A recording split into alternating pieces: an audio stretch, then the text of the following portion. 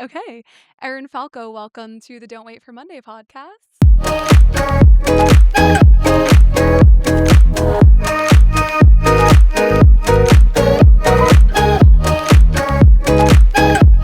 Thank you so much for having me here. I'm honored. Yes, I'm so excited. I feel like it's the new year. Everyone's super focused on their health and wellness, nutrition, all of those things. So I'm really excited to dig in on all of that with you Me too. today.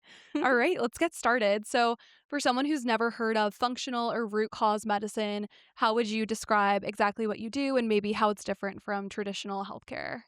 Yeah, I think that in traditional healthcare, we tend to have these diagnoses, a label that we put something on without asking questions about why we're having these symptoms to get a diagnosis. Mhm. So we treat in functional medicine, we're treating the whole person, not just a label. We're treating the person. So not just what they're coming in for or what someone says that they have. Mhm. So we take in consideration their lifestyle. It sounds really, when we think about functional medicine, it sounds like this sexy thing that we're doing, but really it's going back down to the basics and just asking more questions. Our patients are the experts of their body, and we're just asking the right questions to understand why they're feeling the way that they're feeling. So that's what I would say functional medicine is. Right. No, I love that. And I feel like it's different because a lot of times people will just treat the symptoms, but it sounds like you're really trying to get to the root cause of things, hence the Mhm. name of your practice, I'm Yes. guessing. I love it. And then how did you get into this kind of practice? How did you get into functional medicine, Mhm. wellness, all of the things? Give us your background. Yeah, so I went to school originally for physical therapy.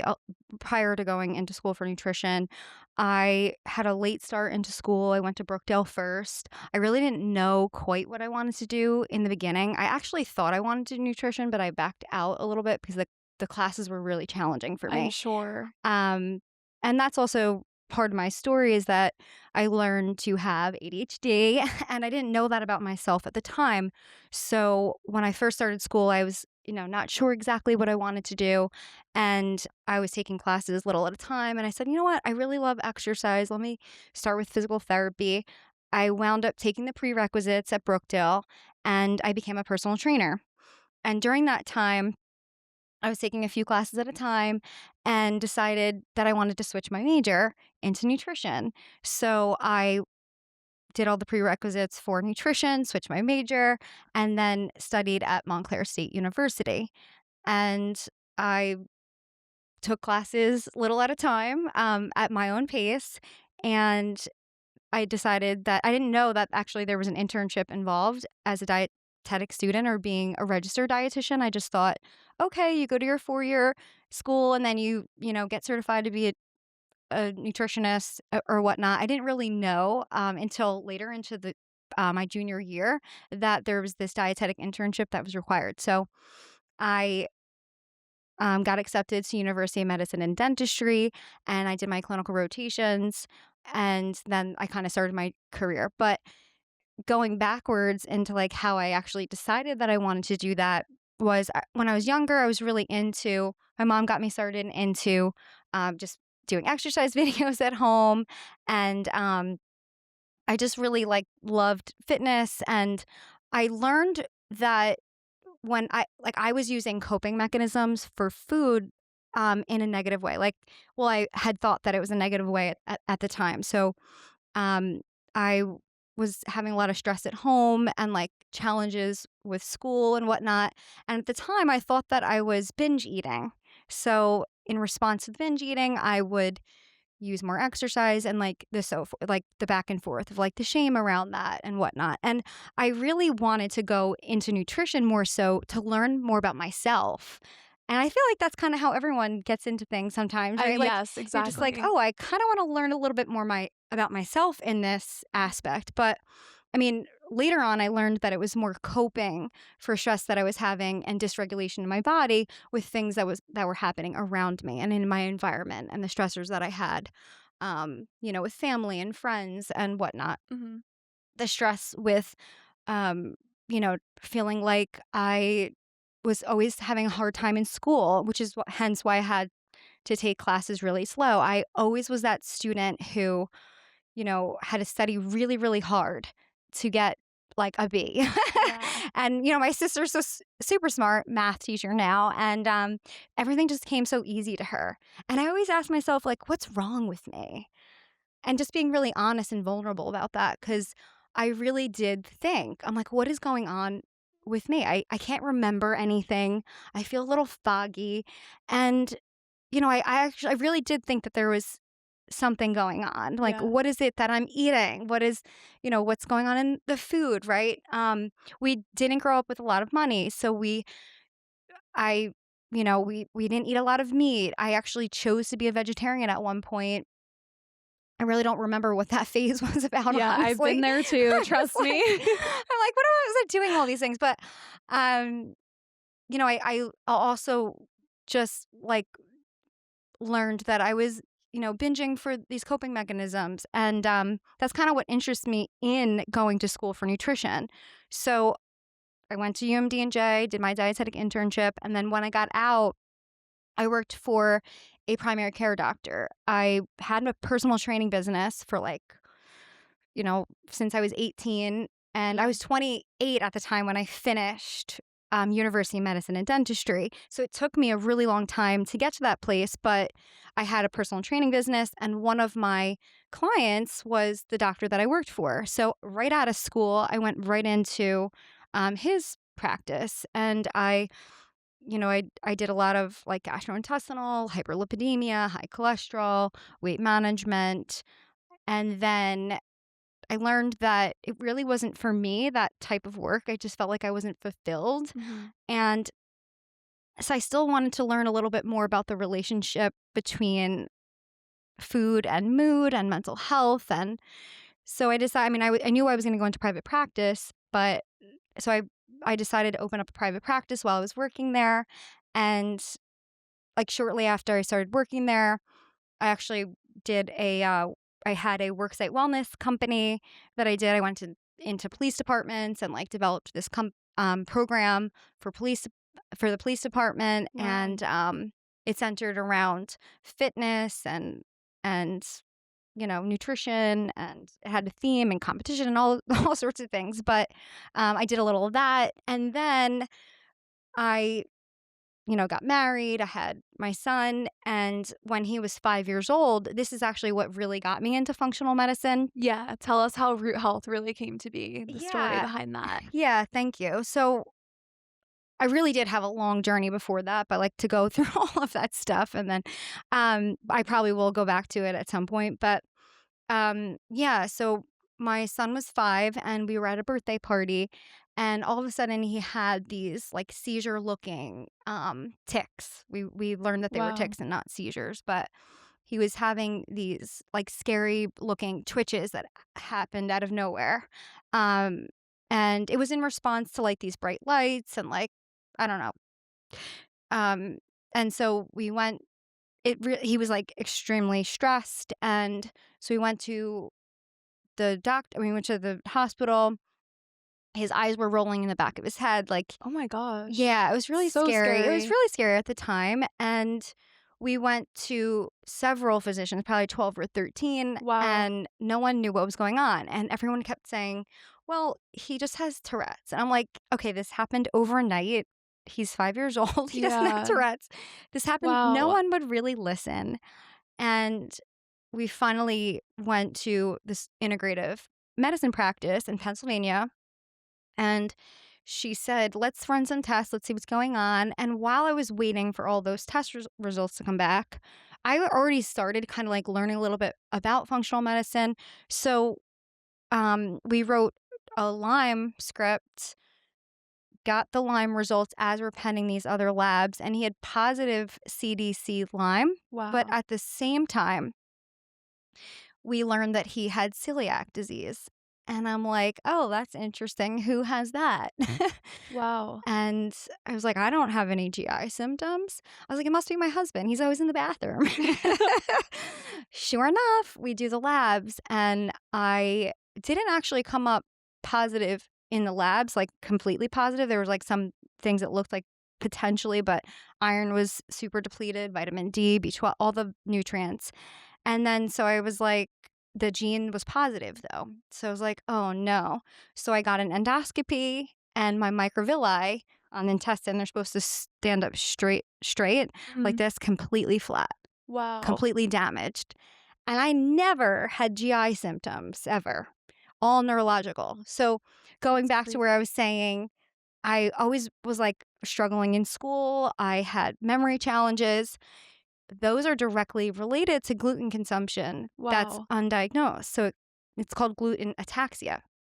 So it can actually affect your nervous system, Right. and it It's all damages the neural connected. tissue. So like memory, brain fog, dizziness, fatigue, and ADHD symptoms. And I put that in air quotes Mhm. because I don't like labels, I don't like diagnoses, but those are the symptoms that I was having. So other things that were going on with my son at the time, we got the pediatric records and we found that he was sick with strep, and then he had the flu. He was on a few rounds of antibiotics, and one of the times when he was there, he had a vaccine at the same time that he was sick, which is like a no, you don't do Yeah. that. Um, and so no one knew what was going on. And then this one physician said, "Have you ever heard of pandas?"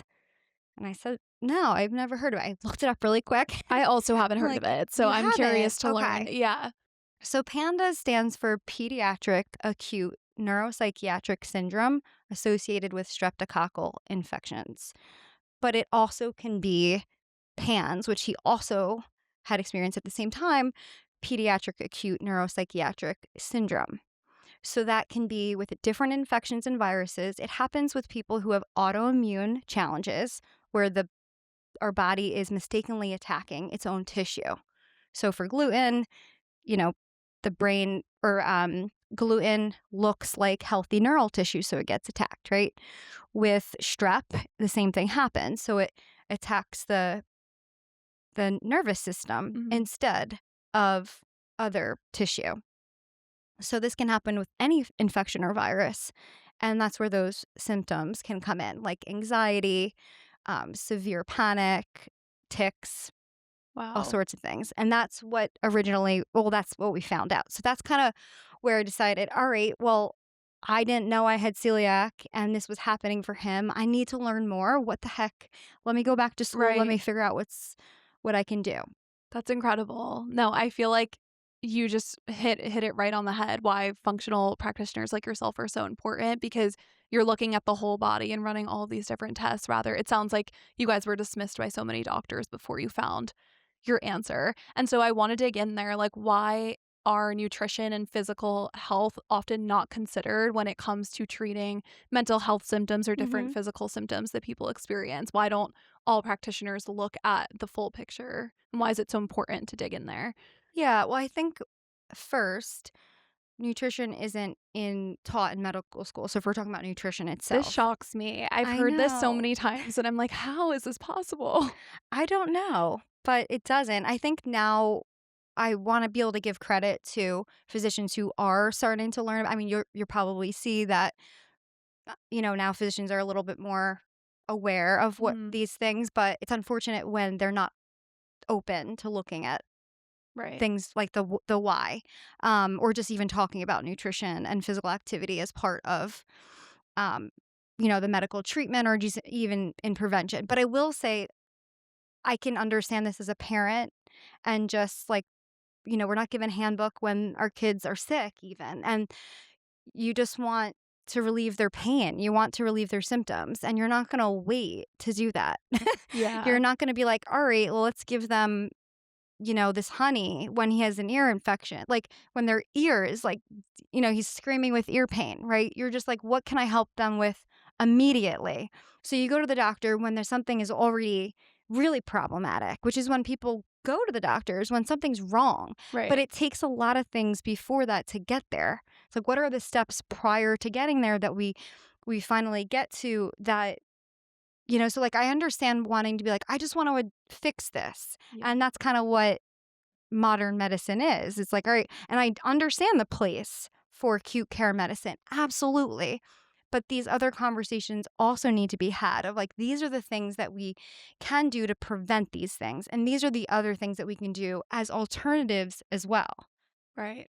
No, I love that. I think it's so important to look at the full picture. And I agree. Like sometimes you just want a quick fix, and that's okay too. But I think it's important to take the step back and do all the things that you're doing. Mhm. And I know you have a lot of focus and emphasis on gut health. And I believe too, like a lot of things start with your nutrition, your gut microbiome. The mind is connected to the gut. I just read a book on that, which was amazing too, the mind gut connection. Yes, it's right over Oh, there. I love it. Oh my gosh. It was so informational. I loved it. So I want to dig in and ask you, like, why do you think that so many digestive and gut health issues are really on the rise? I feel like every time I meet someone, like they have some sort of stomach issue. Why do you think that is like so I think prevalent right now? Yeah, I think there's a lot of reasons to that. There's never one cause, Right. right? This is why we treat people because there's never just one thing that's causing it.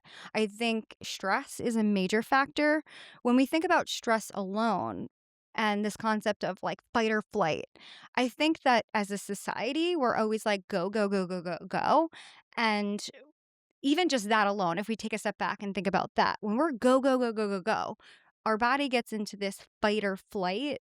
And when we're in fight or flight, this constant stress mode, we actually can't get into rest and digest.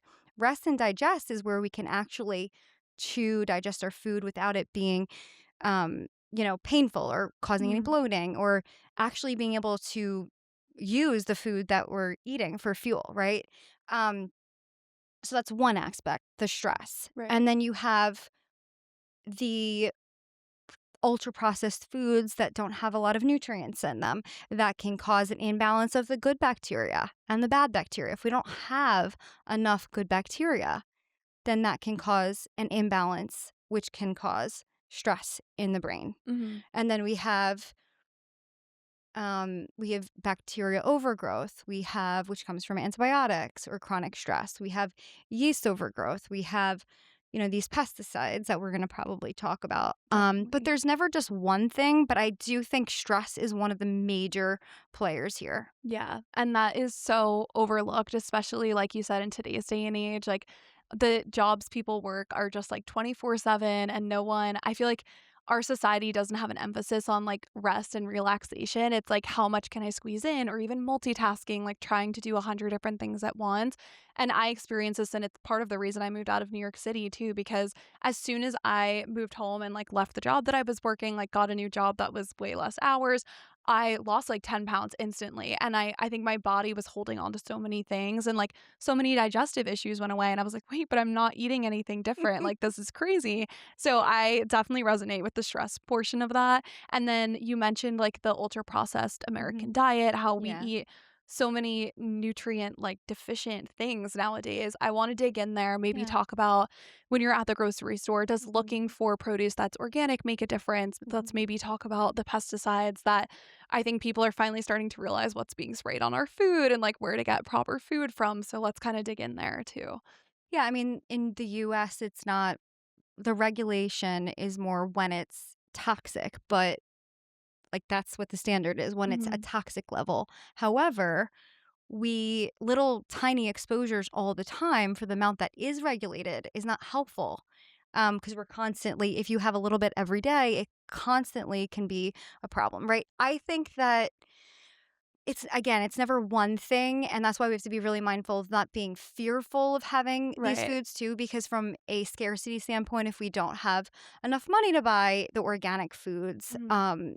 that can be a factor. And we also just want to be mindful about the fear that would come in if you did choose to have something that, someone says is not good for them. Because there Mhm. can be other relationship with food things that can come up as well Right. that you just want to be mindful of. But in terms of the pesticides, it can disrupt specifically glyphosate. We talk about glyphosate all the time Mhm. and how it's heavily sprayed on wheat and corn and our grains. And how that's a lot of people think, oh, I have an issue with gluten, but sometimes it's actually the glyphosate that's on the grain that's causing the issue, not necessarily the gluten protein itself. Wow. But going back to the pesticide or the organic versus the um, non-organic. You can look for something called the Dirty Dozen. If you look it up on the EWG website, ewg.org website, you can see that there's a Dirty Dozen. And these are the foods that, if you are going to choose organic, you want to look for. So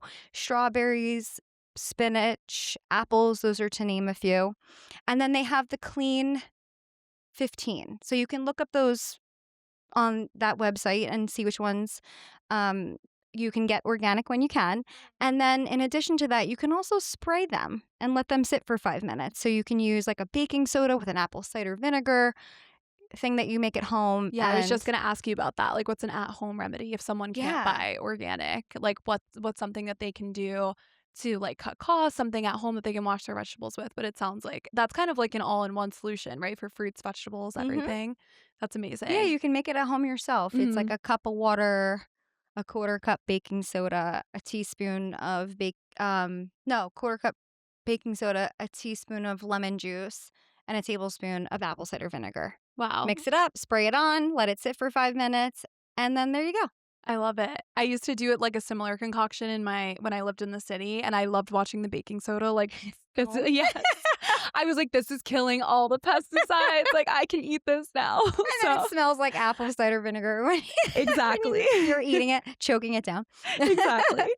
And then you mentioned before, like one symptom that a lot of people experience now is like bloating or like constipation, for example. I hmm feel like is so common. Like there's so I can't count the amount of times I'm like, I'm so bloated today, like blah, blah, blah. And obviously it's always for different reasons. But hmm when people are experiencing that, especially women, like what's an at home remedy or maybe like some kind of quick fix that they could do holistically hmm to help like ease that pain and discomfort? Absolutely. Well, we want to ask, why are we constipated first? So the basics, talking about fiber. Are we getting enough fiber in our diet? I would say that most people, when they come in, they're not eating enough fruits and vegetables. Just like going back to the basics, we always talk about, oh, functional medicine, but let's go back to the basics. We're not drinking enough water. We're not getting enough fiber. We might not be getting enough movement. All of that is very important for movement or motility in the GI tract. From a stress standpoint, we deplete magnesium. So, magnesium is one of my favorite things to use, and I feel comfortable giving that to everyone. Really, there Yeah. isn't anyone that can't benefit from magnesium without knowing the root of what's going on with that person, Right. unless you're having loose stools, of course. We don't want to stimulate movement in the colon, but you can use magnesium glycinate, which is a good form. You could use citrate, which is a little bit more stimulating. Oxide is good for headaches, but it also can be good for motility as well. Mhm. You can even use a magnesium cream if you don't want to take a supplement orally, or an Epsom salt bath. Right. Like, Epsom salt is magnesium, or you can put your feet in it, and that could help. But Wow. I love magnesium. I take like the liposomal packets from yes. Symbiotica, Oh, and cool. when I take them, I sleep through the night and don't wake up at all. I'm like, it is such a stress reliever. I feel like it's the only thing that gets me to sleep. So I'm obsessed with magnesium. I second that. I I love love it. it. Yeah. You know what? One of my other favorite things to do is Mhm. hum. Humming helps to Wow. stimulate your vagus nerve. Right before you eat, it's helpful to hum. It will help you get into rest and digest.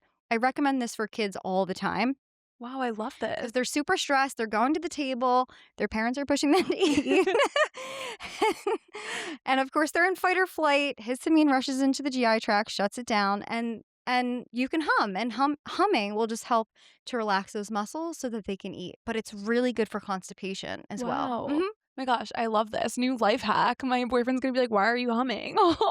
Before we eat, I'm gonna be like, "Listen to the podcast. It's fine."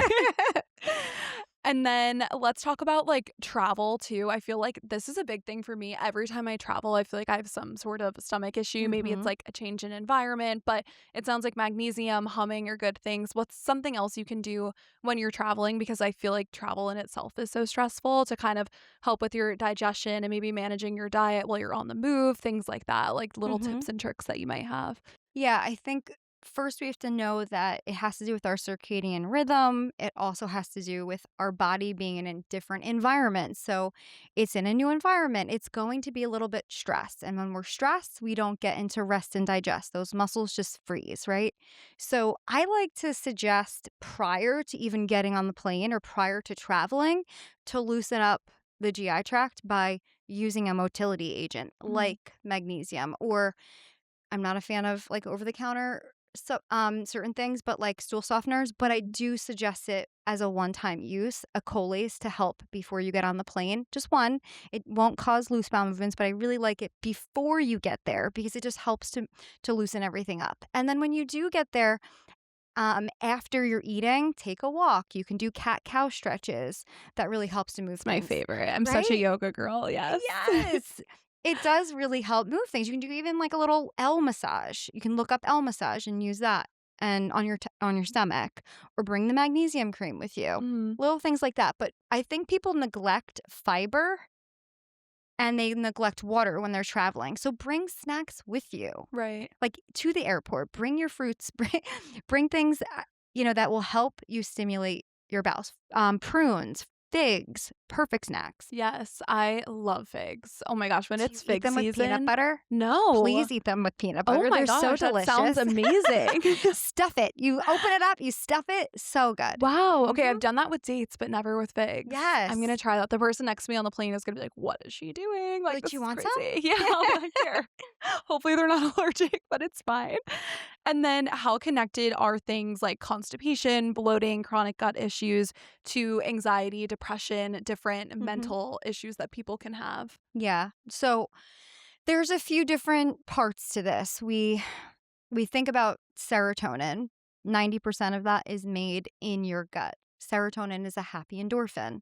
So if something is going on in your digestive tract where there's an imbalance of good or bad bacteria, we've been on too many antibiotics, we've got chronic stress, we have food allergies or food sensitivities or mycotoxins or something that's disrupting the good bacteria, then we're going to be losing nutrients because of that.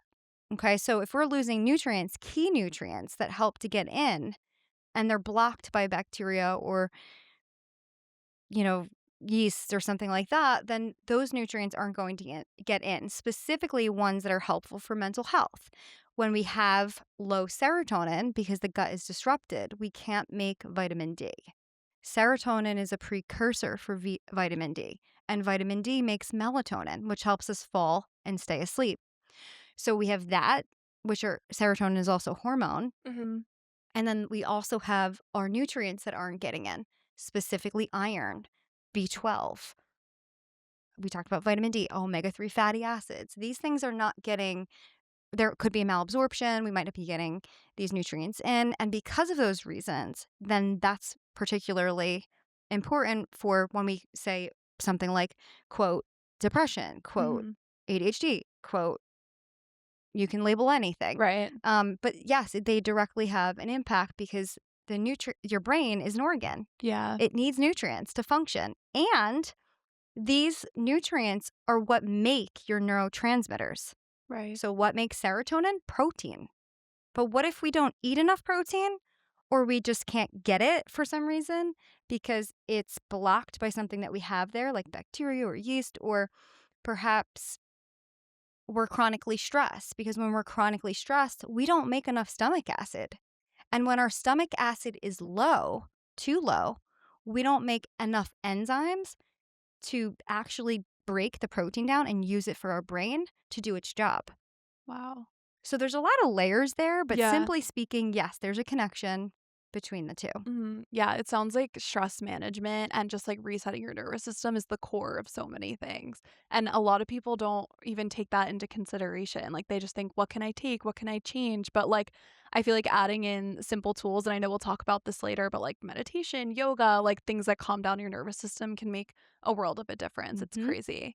And then you mentioned a little bit about the bacterial overgrowth, but I want to dig in on that Sure. because I've heard like in overeating kefir or like dairy, like Hmm. certain products like that. Is that what kind of leads to the overgrowth, or it depends on the No, person? Okay. no, that's a really good question. So Small intestinal bowel overgrowth is when we have too much bacteria in the small intestine. Okay. Now, this can be because of being on too many antibiotics in the past. When we when we're on an antibiotic, we pull out our good bacteria. Mhm. So we need to have a symbiotic relationship in our GI tract with good and bad bacteria. But when we don't have enough, then that's an opportunity for other things to come in. Okay. Antibiotics can also yield yeast and fungus Mhm. when we're on too many of them.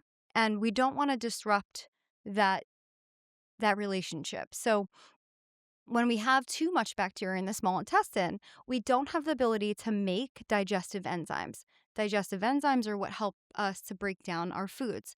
When we talk about something called high FODMAP foods, these are high fermentable types of carbohydrates that yield too much or more of this type of sugars than we want to, which would cause that bloating, constipation, or loose bowel movement, because there's two types. There's a methane producing type of bacteria that can cause more constipation, or hydrogen bacteria can cause more loose bowel movements.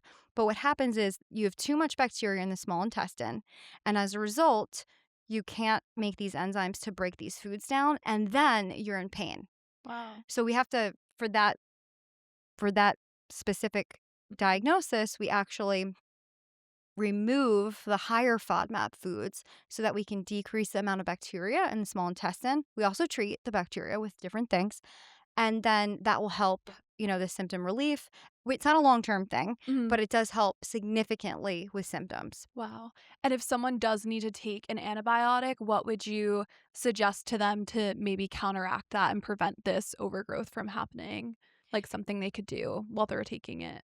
So the issue is that, and again, this is where it's not really, it's very personalized Right. because It's not one size fits I all. know. I Mhm. mean, I would ideally like them to not take any antibiotics. There's always there's another option, Yeah. always.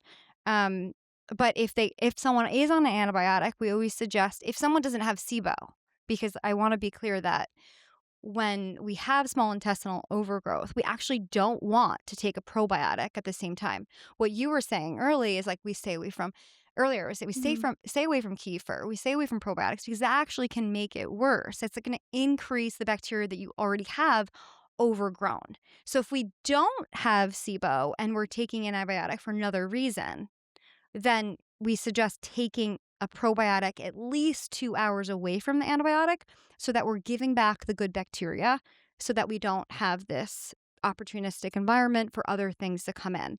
Now, that's in someone who doesn't have SIBO and they have to take an antibiotic for some reason. Mhm. Okay, that makes a lot of sense. I know there's so many, like, ifs and ands clauses, Yeah, like, it's just but crazy, that's but what functional medicine is. It's yeah, that's what I love personalized. about it. It's not like, "Oh, just do this, it works for everyone." It's, Exactly. "Let's actually, like, get to know you and your body and figure out what works best for you and what's gonna, like, ease your pain." I love Asking the that. questions. I love it.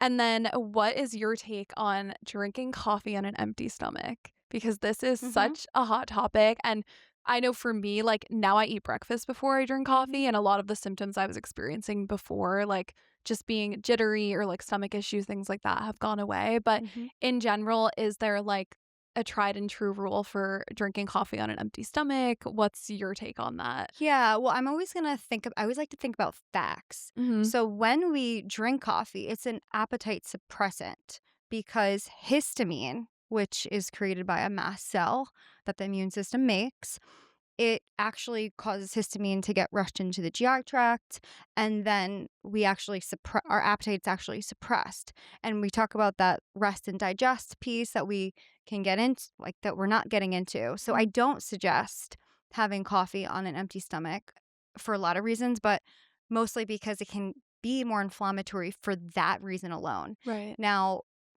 if you want to have a little bit of protein with that prior to the coffee, that would be a nice idea.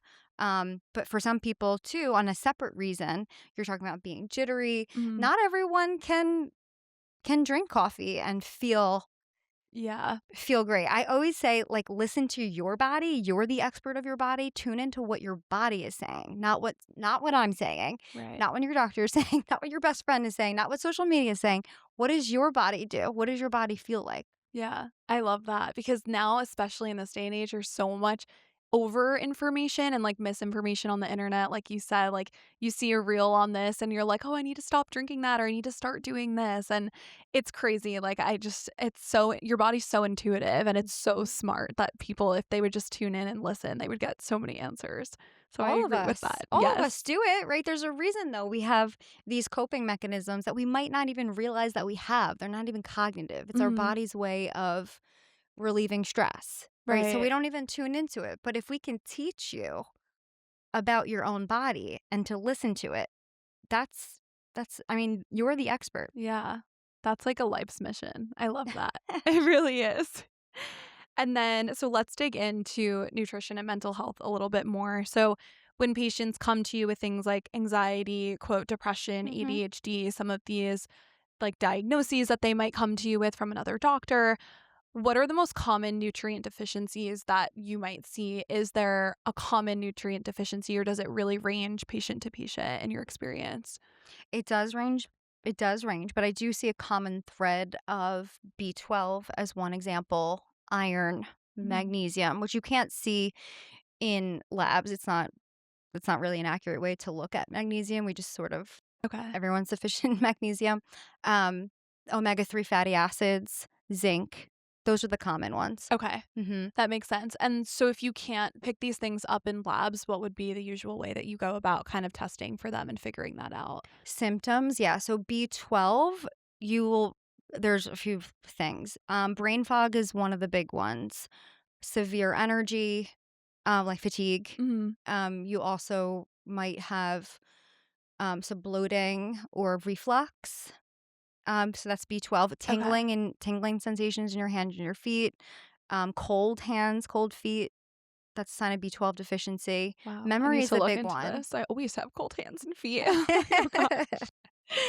Yeah. And then Oh, iron. You said yes, iron too. iron. So Mhm. iron is like heart palpitations, fatigue, shortness of breath. Those are the three key ones. Wow. Okay. Hmm. That's super interesting. Omega 3s, you can see that in labs like cholesterol. If cholesterol is too low, Mhm. you need omegas.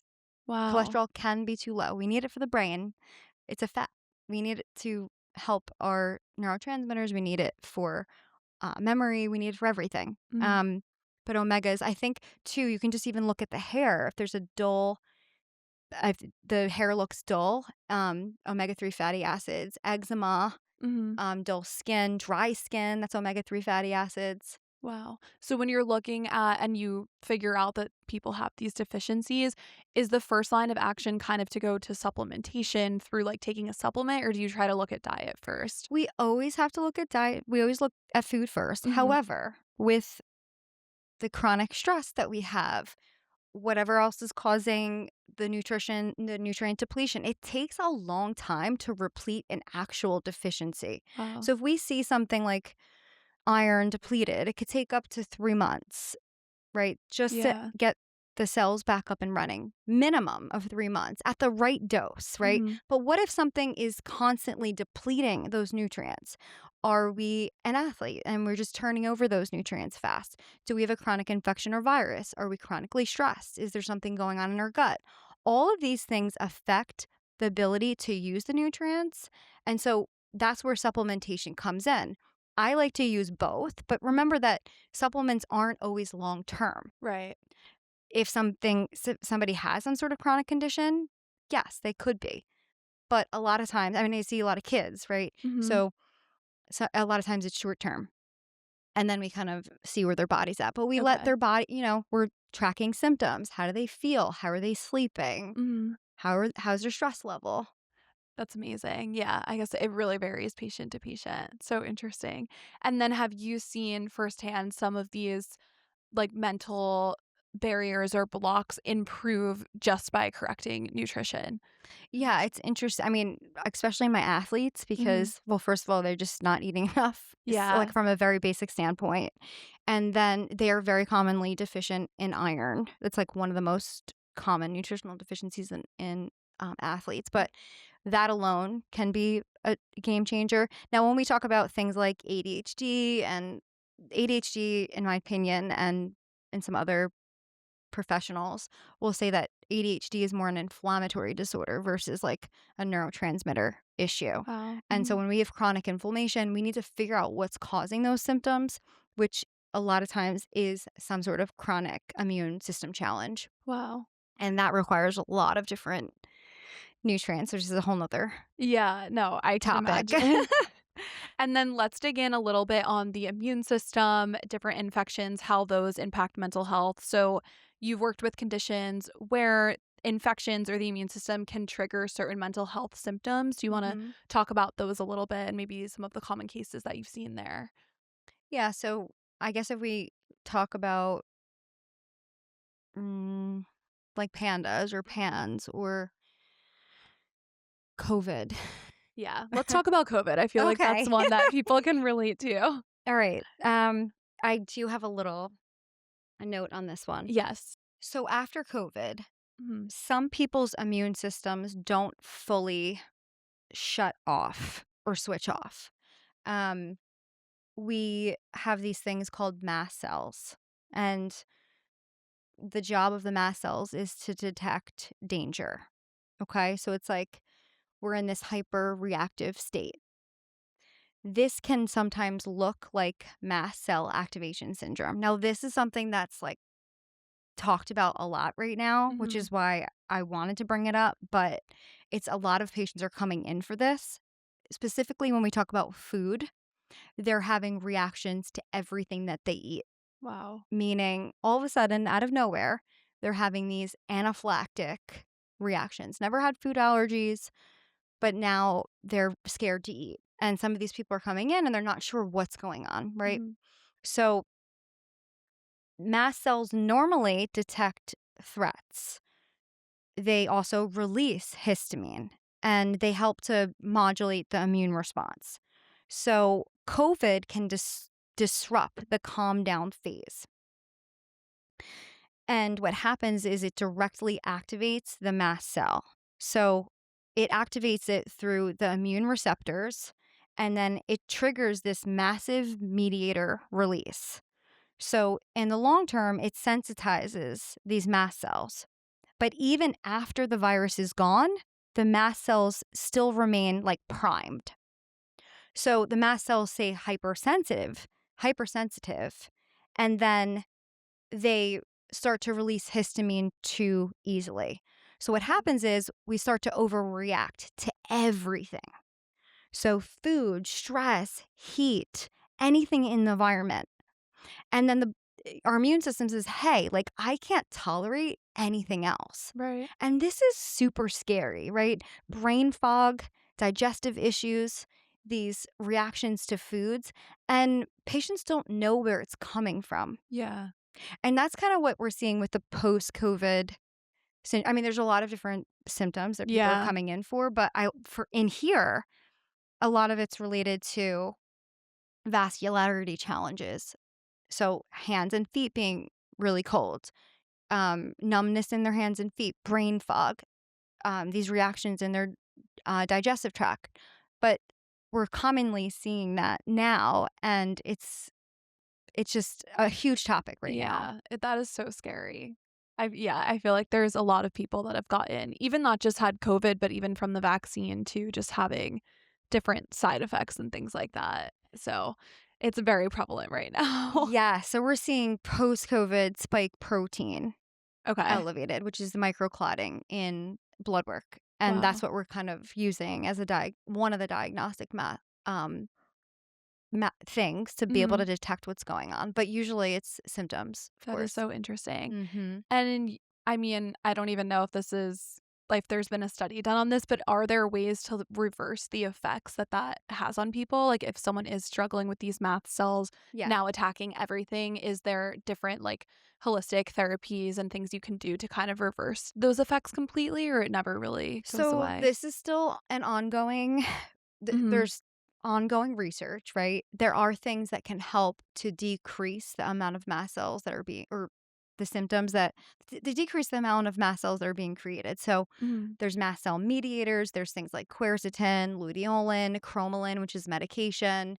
For the microclotting, we're using nattokinase, and that's just helping to prevent any further microclotting, Mm. which is what the spike protein is. Okay. Now, hyperbaric oxygen therapy is actually one of the Oh, tools that wow. it's helpful as well. I'm so excited to talk about that. Yeah, it's bringing oxygen to the cells.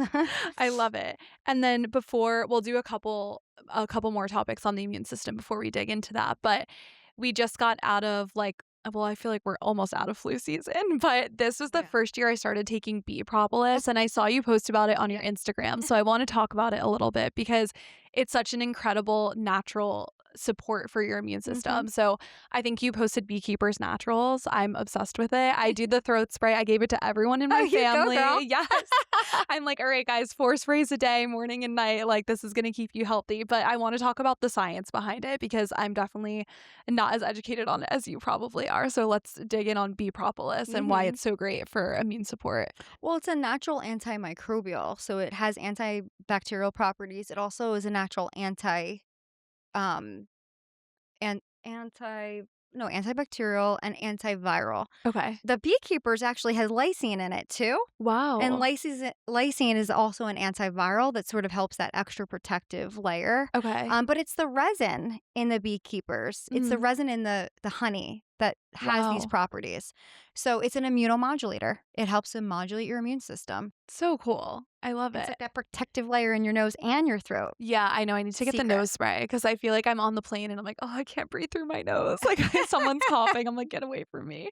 I love that. And then maybe when you're looking for other like tips and tricks that people can do during this time of year to kind of boost the Mhm. immune system, what would be your go-tos for that? Well, here's the thing, right? I think that we aren't taking care of ourselves like throughout the whole year, which is why we get to This the part? winter Yeah. and then we're like, let's just rescue everything.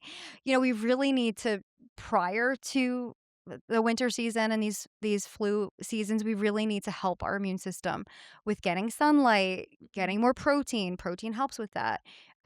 Also just being on a really, really good multivitamin. Yeah, I like mitochondrial multivitamins because they help the Okay. energy of our cells. It's like our secret weapon. I feel like I love it. we Wait, just I'm gonna all have take to it. get this. But it gives you all the nutrients so that you're kind of keeping your immune system strong. Soups, I love soups. Such a And soup just girl in the winter. yeah, Yes. yeah. I love it. So cool. And then you had some superfood sidekicks on your Instagram. Do you want to talk a little bit about those, like I did? different ingredients that you combine? I think one of them was like turmeric and black pepper because black pepper Oh yeah. activates turmeric, right? I Is think. Ken, Okay. yes. Okay. Mhm. Let's talk about like maybe some foods and spices that you could mix in during the winter to kind of boost your immune system too. Yeah, oregano, thyme, cilantro, sage, all of those kinds of herbs, garlic. Those are all really powerful. Put them in everything. Okay. Love Mhm. it. I love garlic. Like, I don't care if I Eat it smell, it's raw. fine. Yeah. Literally I've just eat it heard raw. this. Yeah. Okay, that works. All right, I'm gonna Yes. try it. I Yes. love Knock on wood, that. I didn't get sick. Yeah, just from doing like, implementing those kinds of things. Yeah. Just Okay. like all those little things, like getting Yeah. enough sleep, getting Mhm. sunlight, getting movement. Yeah, I am such an advocate for sleep. I'm like, I need 9 hours every night, or Look I'm at like, you. I am so protective of my sleep. I'm like, I'll go to bed at 8:30. I don't care if I need to get the 9 hours. Like, Love it. yes, I'm a huge advocate for sleep. And I'm actually curious, like, what do you recommend is like the proper amount of sleep that maybe Mhm. like women and men should be getting in their adult years, like people in their 20s and beyond? What do you usually Mhm. recommend? The research shows more of like an 8 hour, 7 to 8 Mhm. hour for I guess it's just different between the ages. I know I'm much older Yeah. than you, but You don't look it's it, about the so quality of sleep that you're getting also. okay.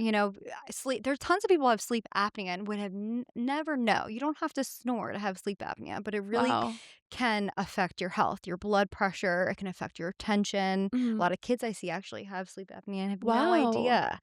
And that's really important for the next day. It's good for your immune system. It's Mhm. really important sleep, but every age group is different. Kids need a lot more sleep because their brain is still developing. Right.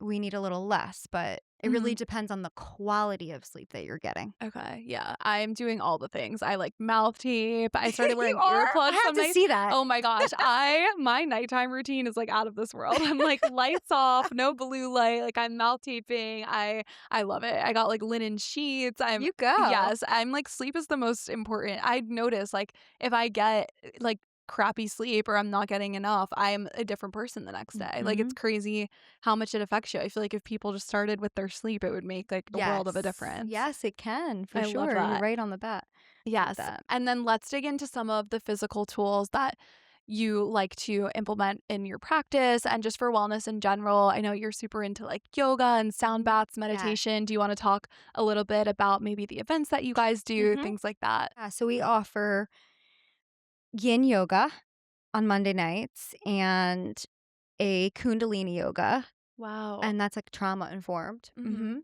I just learned about Kundalini and it Tell me sounds about it. so cool. It's just like such a good energetic release. And there's a lot of humming and things like that too. And just like it's very simple, repetitive movements. But people say a couple of my classmates, I was just telling you, I do like yoga teacher training and they just took a class on Sunday and they said they felt so energized after. It was like life changing. So I need to try a class the next time you You host it. have to. Yes, You I will have be to. here. But I want to talk about like the meditation too, and maybe the Mhm. mental benefits of that, like Yeah. how people can implement that into their Mhm. routine, even just starting with a couple minutes a day, things like Yeah, that. absolutely. I love that we offer it because I feel like we're go, go, go, go, go, go. And I just wanted it to be a place where, people can tune into your body. The thing that's different about yin and kundalini, and I don't know enough about it, it's Alicia, who's so wonderful that she's a trauma informed yoga Shout out instructor. Alicia. Shout out Alicia. She's amazing. But it's the one place that you have to yourself that you're not like you're in your thoughts but you're not in your thoughts because you're doing all these different movements and breathing exercises to help your nervous system become more regulated. Mhm. The sound healing, which is what we offer once a month, is working on, the vagus nerve. That's what sound healing does. And vagus nerve is the only nerve that crosses every single organ in your body. Wow. So it's the autonomic nervous system, the part that we don't control. So it kind of forces you to slow down, which is what yin and the meditation does. Mhm. It sort of like forces you to be present with yourself and just allow yourself to be comfortable with being uncomfortable.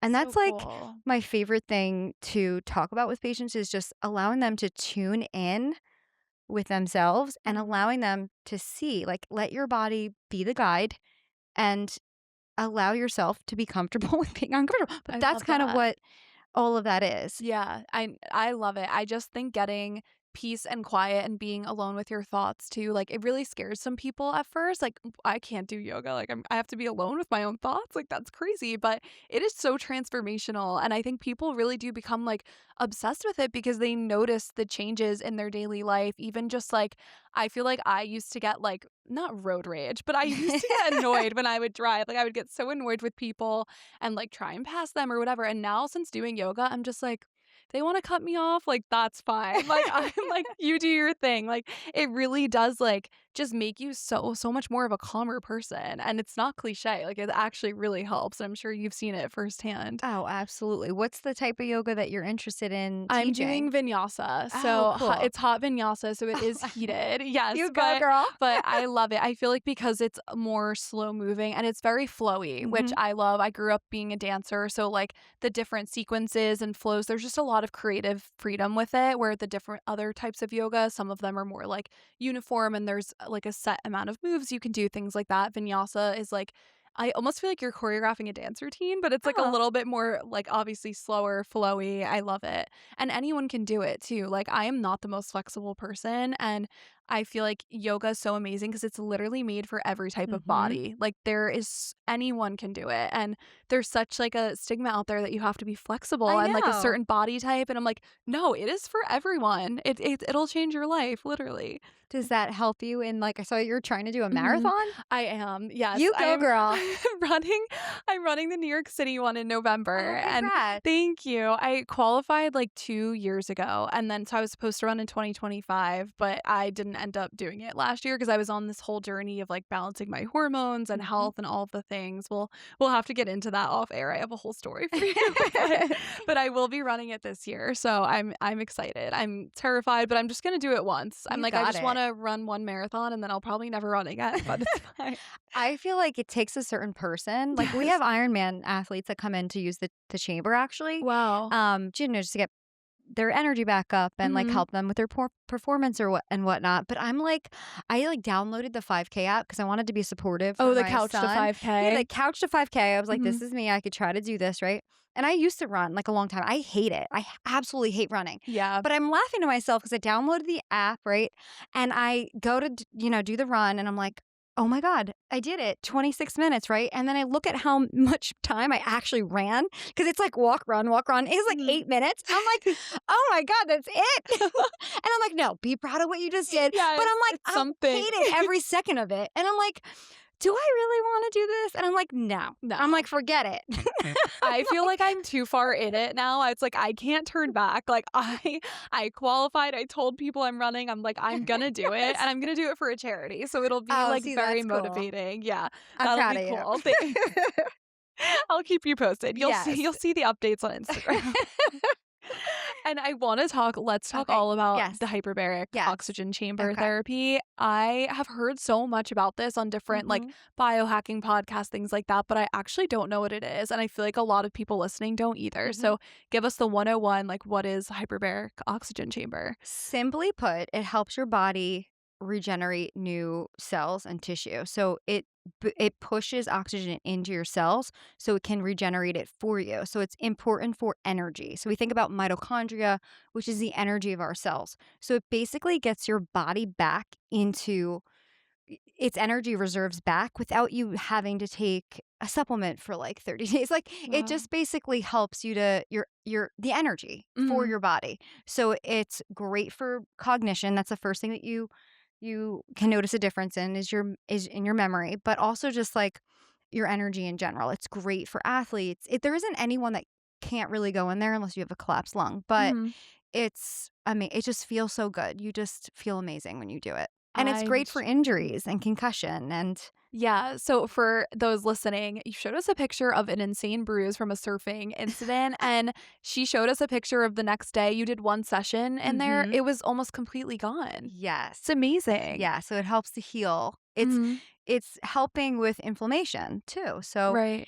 it's it's just A miracle chamber, it sounds like. it's just so fun. You have to get in it. Yes, I Some wanna people feel a try. little nervous because it looks like Yeah, I was gonna ask you, what does it look yeah. like? Like, what can people expect if Yeah. they're trying it for the first time? Yeah, it kind of looks like a I was gonna say a big ol' I don't know how to explain it. That's a good I Is it never like, in my it's mind, I'm just like, like it's like a spaceship, like, that's yes, pod. I love it. Okay. It's like a little pot. This one you lay down in, and you can Okay. see it for sure, but it inflate you kind of feel like you're going up in an airplane. Oh, Yeah, okay. so it inflates first, and then the ambient air comes in. Okay. And you hear a little bit of a sound, but it's like clearing your ears. You have to clear your ears like Wow. you go up in an airplane. It's a little Mhm. bit more pressure than that. And then once you're up at the top, you don't feel it anymore, right? So that's Right. kind of what the experience is. Okay. And then same thing on the way down or like changing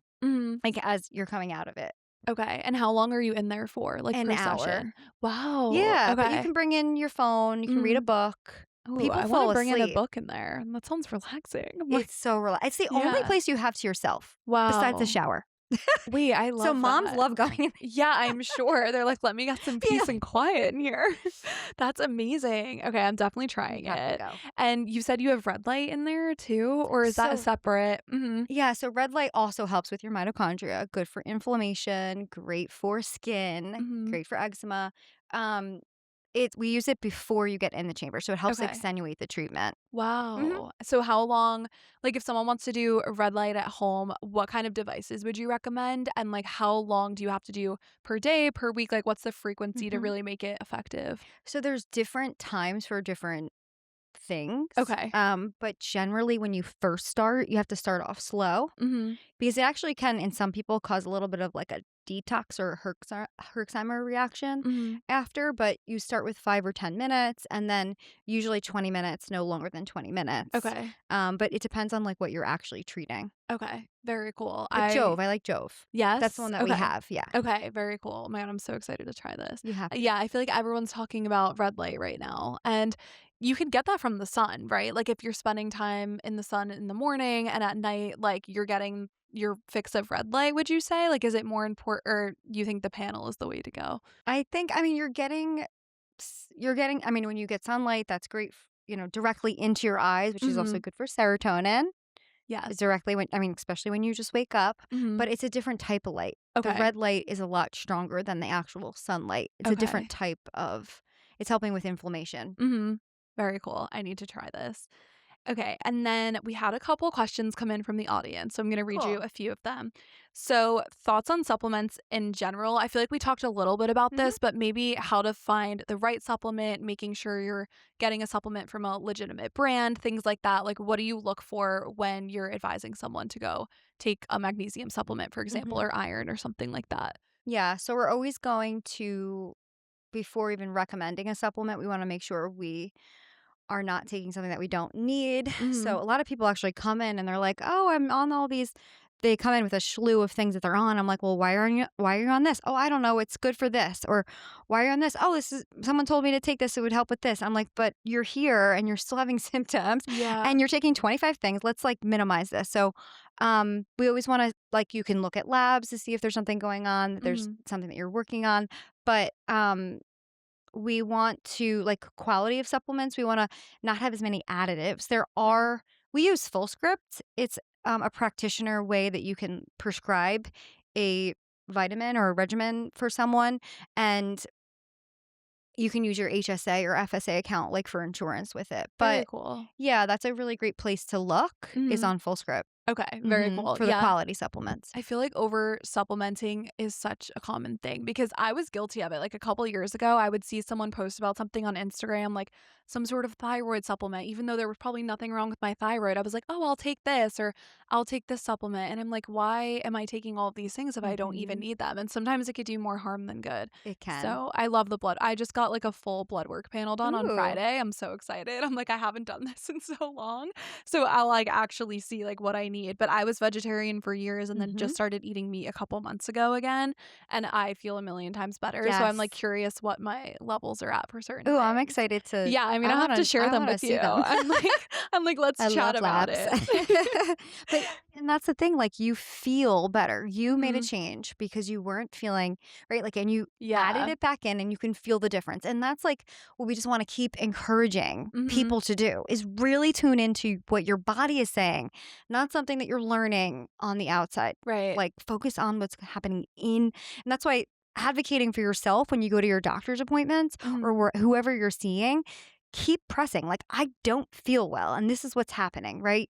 So I just wanna important. keep reminding people of Emphasizing, that. yeah. Yeah. No, that's so important. I have literally, like, left and changed doctors because I'm like, "You are not listening to me." Or they'll come in, like I know sometimes going out of network is tough for, like, Mhm. financial Yeah. reasons, but there's a lot of doctors that are, okay, in my insurance network, but they sit with you for 2 minutes and then dismiss your symptoms, and that's it. So, I do think there's really something to be said for looking for, like, people like yourself who Mhm. are really looking at a holistic approach, Yeah, which and is I'm amazing. glad that you found someone. Yes, I tell everyone. I'm like, "No, you need to advocate for yourself because just because someone went to school for something, like, they can't dismiss a symptom that you're feeling." So, Exactly. that's so important. And then we got another question on it. I don't wanna mispronounce this, MTHFR. Mhm. I don't know what this is Yeah. personally. So what is it, and what are your general thoughts on approaching treatment for something like that? Yeah, this is something that comes up a lot. People always ask questions. Usually it's a gene. It's Okay. a gene. So it has to do with how our bodies are using folate and B12 or the enzymes. Okay. So we have to make certain enzymes to be able to use these nutrients for fuel. Mhm. Now, some people, we all have a variant of some sort, but some people have some more than one genetic mutation in this gene, and it affects the ability for us to use these nutrients for a body to detox, for proper DNA repair, for proper methylation, for our neural health, for Mhm. everything, for digestion. And it's really more significant if you have more than one mutation. So, as an example, on the TT side, there's two parts to the gene. Okay. There's one, and it has um, it's the A1. I honestly forget what the two exact ones I are, don't but have it there's two written parts down, to but it. okay. C677T, I believe it is. And if there's more than one mutation on that side, then you have a lot more difficulty detoxing or using these nutrients for fuel. So it's important because these people need methylated B vitamins. So when you're looking at your multivitamin or you're even looking at your prenatal, we Mhm. want to make sure that it's not straight folic acid. That means it's synthetic. These people can't use that synthetic folic acid. They need a carrier, or I call them keys when we talk about Mhm. genes. They need a key to help get that folic acid inside for their brain to do its job, for them to prevent neural tube defects, for them to use those nutrients for their body to do its job. Mhm. But the methyl is what we're looking for in front of a supplement, as an example. Um, if these people have these gene mutations. Now, the challenge is that people think that they need to fix their genes. We don't want to do that. We're not fixing genes. They might not even be a problem. You can have a gene, it might not even be turned on or expressed, right? Oh. A good example of that would be diabetes. You might have a gene for diabetes, but it doesn't mean that you're going to give yourself insulin. If your blood sugar is not normal, why would you give yourself if your blood sugar is normal, why would you give Mhm. yourself this medication or this supplement or whatever just because you have a gene and it's not affecting you, Right. right? So that's the same thing that we're going to look at for this mutation, right? The MTHFR. We're not just going to take all these B vitamins because we have this gene. It Mhm. actually can be more problematic. You can have more anxiety. We call it hypermethylating. You can take too much of something that you might not necessarily need, or it might not be a problem yet. Right. Now, can other things, genes are affected by the environment. What are some things that turn these genes on? So, environmental triggers, stressors, nutrient deficiencies, whatever. But Mhm. those things at some point can affect the genes, and then you would decide what to do about it. Okay. Wow, this is so interesting. And so if someone is experiencing a symptom or they feel a certain way and they want to take charge of their health, what would you advise them to do as the first step? If they're feeling really overwhelmed, there's so much information out there, what are you telling them? Like, start here. In general, Mhm. Yes. yeah. So I would say, like, it's always good to dig a little deeper and see what's going on. Are we stressed? Number one, right? I do really believe everyone needs a therapist or someone Yeah. to talk to. Connection is so important. So we really want to be able to connect with people, get out, be social, those kinds of things. But Mhm. in terms of them not feeling well, besides the stress component, is like, let's dig deeper. Let's see what else is going on. Mhm. And that could be, you know, talking about digging deeper into what's happening with their symptoms and just Right. like to understand from their standpoint, where is it coming from? Mhm. And then just talk to someone that they trust Right. to be able to get support with that. I love that answer. I feel like Yeah. that's very attainable for people, so I love that. And then looking forward for Root Health, I know you're working on a couple really exciting things. Do you want to talk Mhm. about maybe the future plans you have in the short term and the long term for yourself and your practice and your career here at Root Health? Talk to us about that. Yeah, so I have always hoped to have more collaboration between I mean, I love being able to collaborate with different physicians and different providers, but I really want everyone here. Mhm. So I'm hoping to grow in that way. Find some like a therapist definitely to be in the practice, or potentially like acupuncture or some other adjuncts to help like everyone come in and have like a one-stop shop. I love So that. that's one piece. The other thing that I'm working on is something called Recode. It's a program for preventing cognitive decline. So, Wow. Talk to us about yeah, that. That sounds amazing. it is. I'm doing the training right Yes. now. I'm pairing with a neurologist and a neuropsychologist. And I also have a coach that's going to help with the nutrition aspect. So, it's basically looking at the root of what's causing the cognitive decline. So, looking at different infections and viruses and different labs and stuff like that. Mhm. And then there's a program where they do like what they do to kind of test for what their cognition is starting. And then if they're on the road to cognitive decline and what those contributing factors are. And then the program, based on what their testing was, determines what the next steps are for them. So Wow. it's like retraining. um you know they do a program there, and then they do different nutrient recommendations and interventions. And then, of course, there might be, a step with like a neurologist or other things to kind of Mhm. help round out the program. That But sounds incredible. You have yeah, I'm a excited. lot of incredible things going on Thank here. I you. love it. I'm excited to come take some classes too and come to your events, so that'll be awesome.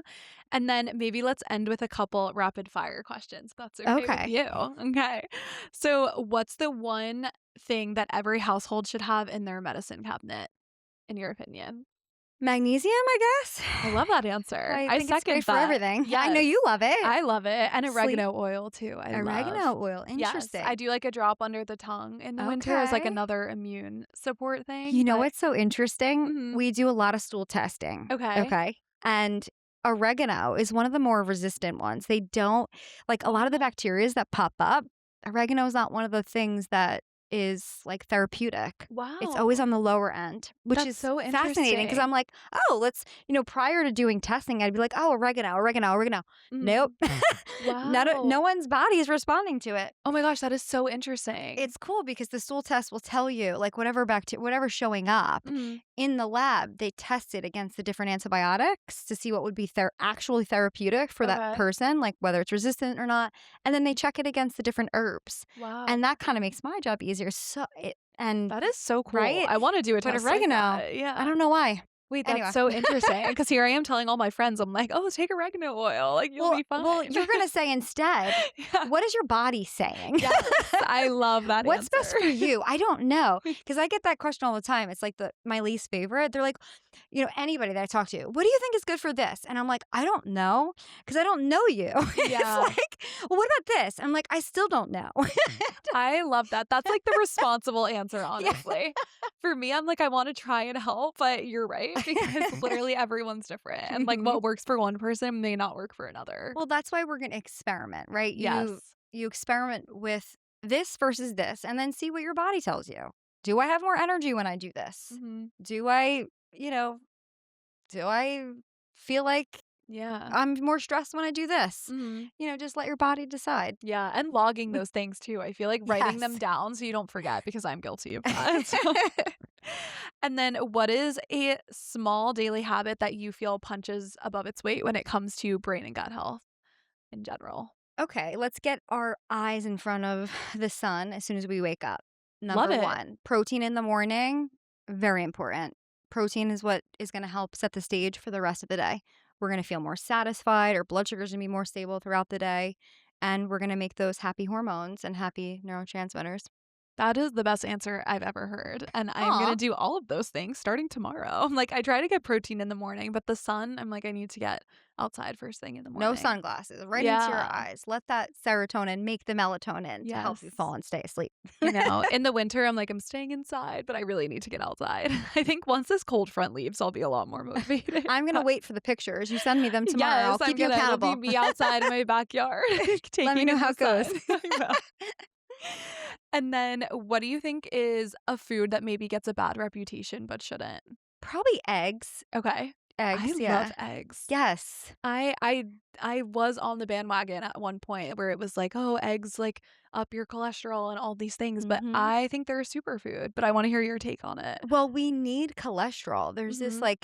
and I'm seeing this happen in labs where our cholesterol is like going down, and we don't want our cholesterol, our total cholesterol. I'm not Mhm. talking about the sticky things that can cause challenges with our heart. I'm talking about the cholesterol in our that we need to support our nervous system, our mental health, our energy. It's Mhm. really important for mood. Yeah. I love that, and eggs are amazing. Yes, eat They're my them. favorite food. Like, if I could only pick one food to eat for the rest of my life, it would be sourdough with Kerrygold butter and eggs. Ooh, That let's would throw be some it. avocado on there Yes, too. okay, Can that's what we? I need. Yes, we can. I don't know why when I buy avocados at home, they always have, like, the brown stringy things in them. Do you know what I'm talking about? Yes. How do I like, that icks me out, but I love avocado, and when I go to a coffee shop and get avocado toast, it doesn't have that. So, is it just the Hmm. avocados I'm buying? Like, what's Maybe. going Where are on? you going? I don't know, like Trader Joe's? Oh, okay. Do you get the mini ones or the Y bigger ones? Usually the mini ones because I feel like I Hmm. never finish a whole one. Like, I usually put Gotcha. half in the fridge, and then it's brown, and I don't Put eat it in the it. freezer and put it in your smoothie. Oh my It's great as an gosh. ice too. Like Okay. it just makes everything so creamy. Oh, And you I put love that with that. like a cocoa powder or something. So Okay. delicious. Oh my gosh, I need you to write all these things down for me. I'm like, that sounds amazing. What is your we kind of talked about this, but your go-to start here tip when it comes to someone's health? Would you say it's blood work in general to kind of get like I a probably would roadmap? take a like being personalized with where you need to start. Mhm. Absolutely. Okay, Or just perfect. talking to someone about it. I think a lot of people wait Mhm. and just have the conversation. Once you start to have the conversation, you're manifesting like what Yeah, yeah. I agree. It's like I feel like it's so bad to keep things bottled up when you're like feeling a certain way. So Mhm. I love that answer. And then if someone has to take one thing, remember one thing from this episode, what should it be? Advocate for yourself and what your needs are and don't let anyone tell you that you you don't know how you feel. I love it. Yeah. That's like the common theme throughout this episode, which I love. So Yeah. I think that's such an important takeaway. And Thank then, you. Erin, you were so generous in putting together a little giveaway for our followers. So do you want to tell the audience what you'll be giving away? Yeah, so we're going to do a hyperbaric with red light session and a sound healing Amazing. class. Yeah. That is like my dream giveaway. So I know a lot of people listening will love this. So I'm so excited. And then deck yourself out. Where can people connect with you? Root Health, Mhm. maybe the Instagram, the website, where you're located, things like that. Yeah, so roothealthnj.com. That's probably the best. I'm Mhm. not like on Instagram that Wait, much. I love your You Instagram do? though. Thank you so Yes, much. I feel like that's where I got a lot of like Get topic out. ideas. Okay, we'll Yes. have to like keep working on it. You know, it's so funny. Everyone's like, we're just so busy. Like, so I don't Yeah. have time to be, or I'm not making time, I should Mhm. say, to be on it. But Yeah. yeah. It's probably for the best they're not on it, honestly. I'm Right. like, yeah. But I do love your Instagram. Thank you. Yes. And for those listening, it's root like ROOT. Yep. Right? Okay, perfect. And I'll tag you and everything too. Thank But you. this was so lovely. Thank you so I much. learned so much today and this is the best conversation. So I feel like everyone listening probably feels so seen, so heard, and learned a Aw. lot as well. So Well, I thank you so appreciate you. much. I appreciate your kindness and you like offering me to be here with you today. Oh no, I'm so grateful you came on. Thank you Thank so you. much, Erin. Thank you. Awesome. That was so fun.